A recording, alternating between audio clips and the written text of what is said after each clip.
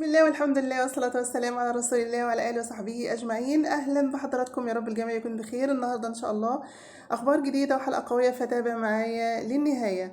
وتتوالى أحداث السماء كل يوم. ظاهرة عجيبة جدا ظهرت في سماء الصين أثناء حدوث عاصفة رعدية قوية جدا، ولكن كثرت الصواعق شيء غريب جدا خلال هذه الأيام، وخاصة في سماء الصين بالأمس. وحدوث هذه الظاهرة الغريبة حدوث ما يشبه القوس، يعني ملون بعدة ألوان عجيبة جدا، مش لون واحد ولكن مجموعة من الألوان في مظاهر مناخية مدهشة جدا جدا.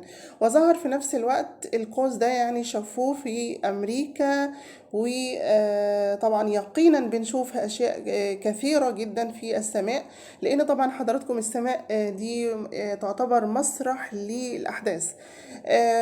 أنا من وجهة نظري إن دي اللي أنا شايفاه ده آيات من آيات الله سبحانه وتعالى التي تجذب النظر إليها أول ما نشوفها. وفي الوقت ده على طول بنستشعر ونفكر في قيام الساعة والأحداث اللي هنشوفها طبعا، وشكل السماء هيكون إيه، وطلوع الشمس من المغرب، وآية الدخان، وعدة مظاهر إن شاء الله بإذن الله هنشوفها في أحداث قيام الساعة.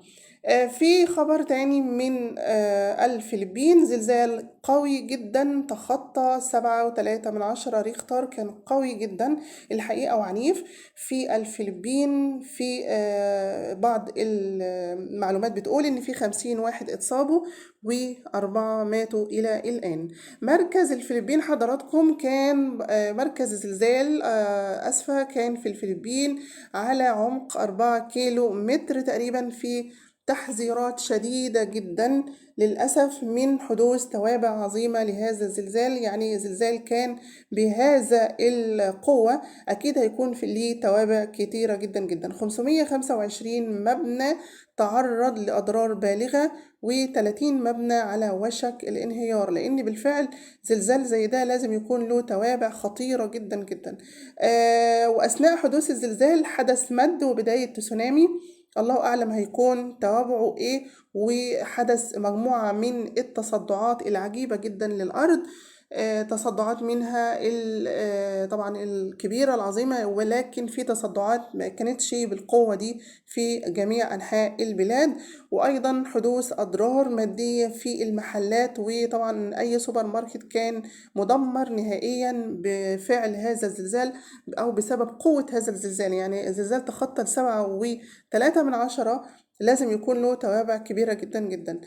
دي اللي قدام حضراتكم دي الشقوق، تمام، لأن الفلبين حضراتكم زي ما احنا عارفين إنها موجودة في منطقة تسمى حلقة النار، ودي 90%، المنطقة دي 90% من زلازل العالم موجودة في هذه المناطق. يعني كل سنة أعتقد إن بيحدث في هذه المناطق أكثر من 7000 هزة أرضية، ولكن بتكون متوسطة، مش بهذه القوة أو مش بهذه الدرجة اللي حدثت بالأمس، أو بهذه القوة الأرضية اللي حدثت بالأمس. كان زلزال قوي جدا سبب أضرار كبيرة جدا في البلد دي. شفنا الكتير جدا حضراتكم اليومين دول أو من بداية هذه السنة، الكثير جدا من الظواهر والكثير جدا من الزلازل في مختلف أنحاء الدول، زي ما شفنا كمان تفحم بريطانيا ودرجات الحرارة الكبيرة وحرائق الغابات أيضا الكثيرة جدا في جميع أنحاء البلاد، في فرنسا والبرتغال واليونان وتركيا وتونس وبعض البلاد الأخرى. يعني أحداث كثيرة جدا جدا. وأخيرا شفنا زلزال الفلبين الذي تخطى 6.7 ريختر، كان قوي جدا الحقيقة وعنيف. ومن ضمن طبعا المظاهر والغرائب المناخية السنة دي وجود أمطار غزيرة جدا جدا في الإمارات. يعني أهل الإمارات لما سألناهم قالوا إن إحنا مش متعودين في مثل هذا العام أو مثل هذا التوقيت بوجود هذه الكميات الهائلة من الأمطار. والغريب التوقيت مش مناسب جدا لحدوث هذه الأمطار، سبحان الله، ولأن أهلها مش متعودين الحقيقة على هذه المظاهر في هذا التوقيت. وقالوا كمان إن ده أمر غير عادي أو غير معتاد. في ناس بقالها سنين في الإمارات، يعني عمرهم كله في الإمارات، بيقولوا إن إحنا عمرنا ما شفنا الأمطار دي حدثت حتى لو في الشتاء. يعني في ناس بتقول إن إحنا في الشتاء ما شفناش الكميات الهائلة من الأمطار دي. أمطار غزيرة جدا في الإمارات، والغريب التوقيت نفسه. الحقيقة أهل الإمارات قالوا كلهم إن دي مشاهد غريبة وغير معتادة، وزي ما قلت لحضراتكم أول مرة يشوف الكلام ده في هذا التوقيت من العام. مشاهد مناخية غريبة جدا بدأنا نشوفها في خلال هذا العام.